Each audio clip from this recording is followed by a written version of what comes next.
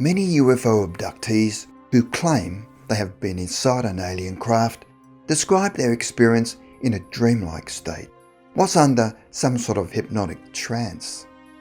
The following story is about an alien encounter that occurred in 1950 in Argentina, South America, where the observer was not abducted by aliens but simply walked into an alien craft that had landed in a field where he found the hatch open.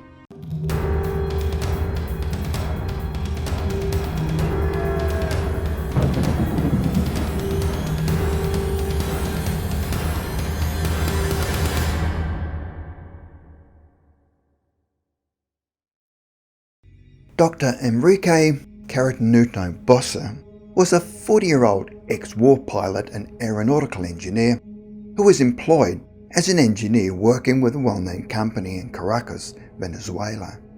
On May the 10th, 1950, while working for his company down in Argentina on a large construction project, Dr. Bossa was driving down the highway about 75 miles from his hotel in an isolated area known as Bahia Blanca, when he saw a metallic disc-shaped object sitting on the grass just off the roadway. He stopped the car and observed the object for a few minutes. There was no sign of any movement, so he decided to approach the strange object. Although the coating of the saucer appeared metallic in appearance, it had a rubbery feel to it. As he drew closer, he could see there was a doorway on the side of the craft and bravely entered. As he entered, all appeared quiet and empty, except for a blinking red light at the top of the dome, and there were holes in the floor of the craft. The control panel had a transparent sphere above it, which rotated. He then decided to go further into the object, where he then entered a larger room and saw 4 curved seats, where 3 of them were occupied by small beings with large heads, about 4 feet tall, wearing grey skin-tight outfits. The aliens were all facing a control panel that consisted of lights, gauges and various meters. Bossa stood quietly behind them and then slowly plucked up the courage to touch one of them. It felt rigid with a charred texture.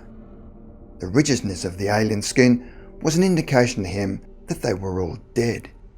He quickly exited the craft and ran to his car and sped back to his hotel.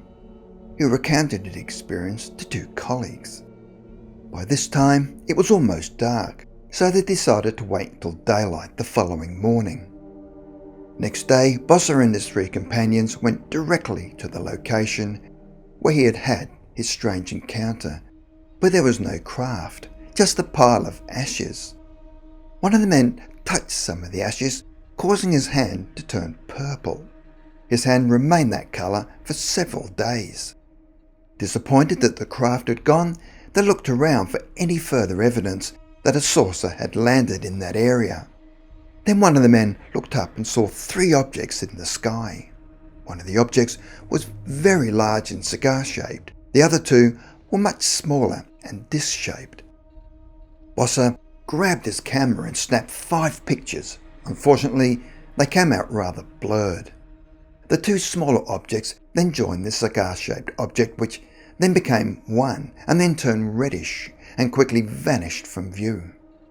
Immediately after the encounter, Dr. Bossa came down with a fever and his skin blistered, which lasted for several weeks. Bossa also found that an impression of his sunglasses that he'd worn on the craft had been left on his face, but tests showed that there were no signs of any radiation burns. Doctors were baffled by his skin condition and were unable to discover the cause of his ailment. Other than his companions, Bossa would keep any details of his strange encounter private, believing authorities would not believe Bossa's amazing story. What gives the story credibility is that Bossa was a highly qualified professional and was therefore a credible witness. In 1955, Dr. Bossa told his story to technical translator Horacio Gonzalez in Caracas, Venezuela, at a UFO conference. He later met up with famous UFO researcher Leon Stringfield, who later released details about Dr. Bossa's encounter in a book titled Situation Red.